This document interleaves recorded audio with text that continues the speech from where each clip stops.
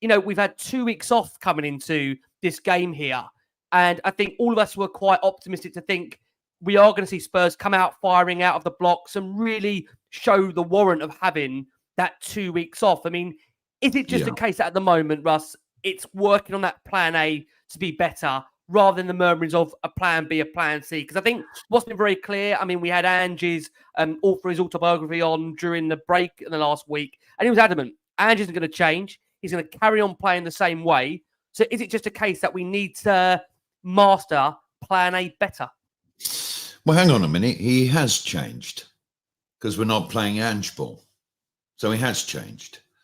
First half statistics today, these are approximately correct. We had over 400 passes in the first half, 80% around possession, 2 shots. That's not Ange ball. That's Conte. You're saying that, Russ. I'm going to bring the full stats in here from the game itself because, I mean, we've got them here. I mean, you look at the completed passes there. Yeah. 7-2-7 for Tottenham, 1-5-7 for Palace. Yeah. And you look at the touches in the opposition box. Spurs with 38, Palace with 8. I mean, with all due respect, you look at the corner count, they're 11-1. Spurs dominating possession, 78-22. That didn't really change too much over the course of the game, but the stats there really suggest that Spurs are in complete control. They're dominating the game. But again, it's maybe not reflective of what we're seeing on the pitch at the moment. Is that fair? It's no end product, particularly in the first half. We were too narrow. You got Kulusevski on one wing, and I'm sorry, he needs to be rested. You know, I haven't got an agenda against him at all. But I've seen enough in the last few games that Decky really needs to have a rest. Werner, I thought, incidentally, on the other wing, had his best game for Tottenham today, and I was delighted that he scored. Yep. I mean, he does look as though he's prepared to take on people, and Decky doesn't, but Brennan Johnson does. And whenever he comes on, incidentally, Brennan, boy, doesn't he make a difference, either scoring or making a goal like he did today for Werner, which was brilliant to see. But you know, to go back to the low block, we basically, if you're going to play against a low block, you've got to be canny, or you've got to be canny and lucky, or you've just got to shoot on sight. And none of these players of ours shoot on sight. They don't. They haven't done for quite a few games now, and I can't work it out. Also, you've got to make your set pieces count. 11 corners today in that game, and I'm pretty sure, correct me if I'm wrong, and I apologize if I am, I don't think we came remotely close to scoring from any of those corners. No. You know, we tend to concede from corners or set pieces. Hey, we did today. Brilliant free kick from Eze, let's be fair. But we're not making the corners count as we did in the first 11 games of the season. So what we've got to try and solve is, I think, what is the conundrum? And I think there's several. And, you know, the bottom line for me is we're not playing Ange ball. We're playing with fear. And, you know, apart from a few minutes a game when suddenly mentally the shackles come off and we get the job done. But we know when the bigger teams come along, or teams that are fighting for their lives, that isn't going to be good enough, because you could have been caught with your trousers down way earlier in the game and it's impossible to come back. So, you know, is it a crisis? No. Are we all looking forward to next season? Yes. Are we ahead of where we should be? Yes. But if they train against a low block, then it's not going in if they're being told how to deal with it, because it's sideways to the wing, back, sideways to the other wing, back, try and knock it to the edge of the area, play it back into midfield. It's the guile and the confidence that's missing for me. Guys, I think that the fair thing about the fair situation about Timo is that he's cheap. 50 million pounds for him is a good deal. It's right. Tough to look around Europe and find a player of that kind of characteristics for 15 million pounds. So this is the situation. And I think that in terms of future, long-term future, everything is about the position of the captain, the position of Heung-min Son.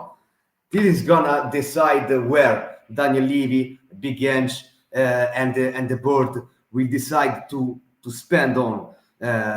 If Sonny will be number 9, a striker, maybe they will pay more for a left winger. If Sonny will play 2 years more as a left winger, maybe Spurs will try to splash in the cash for a proper number 9. So Sonny position in the pitch will decide whether and where Spurs will splash the cash in the future. We're talking about moments that really changed games. What a spell that was for Tottenham. Romero, of course, scoring. We then saw the double change of Sarr and Højbjerg replacing Werner and Maddison. And then really it was game, set, match. Johnson sent Son away. He found the bottom corner. And isn't it funny, the difference? With no disrespect, going back to Timo here.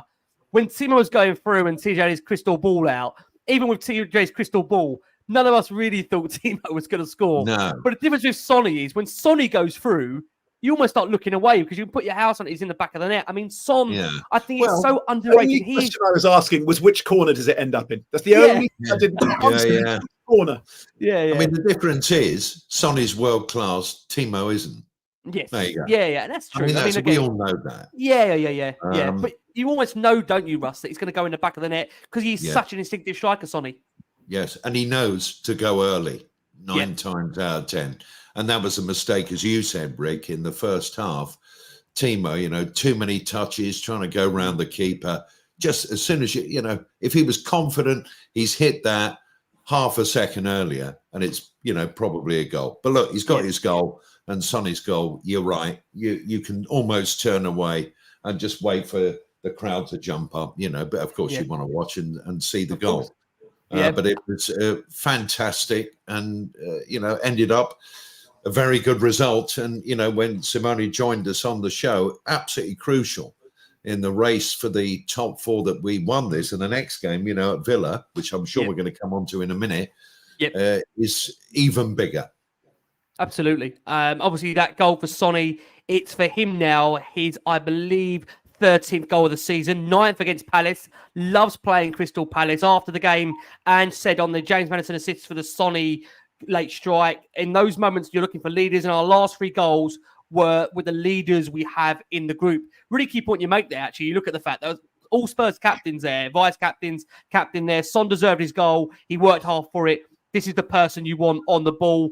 And just went back and said on Brennan, I thought Brennan was really good during the game, but I thought all of them were good. In those moments, we had to work hard as a team with our wide players to make sure they were in the right areas.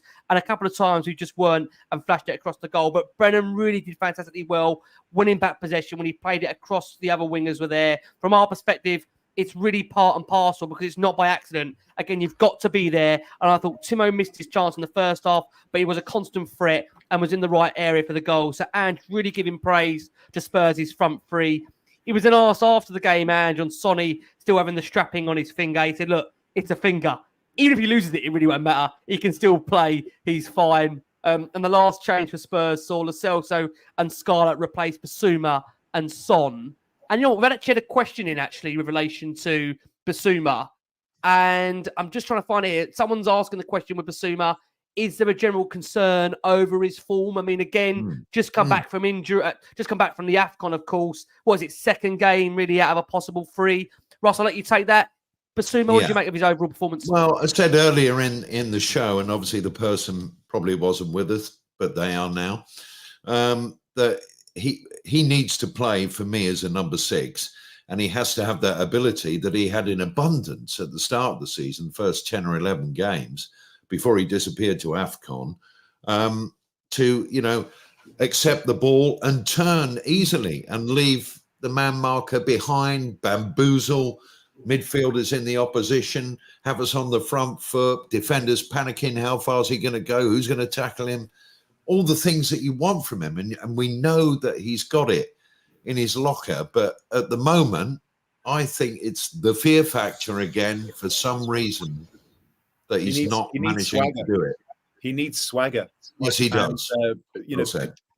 Particularly, we've been talking about this all morning. Sorry, it's morning for me. Remember, guys, you know, all show, and even before in the green room, Russ, you know, when we were chatting about this fear that seems to have set in at Tottenham.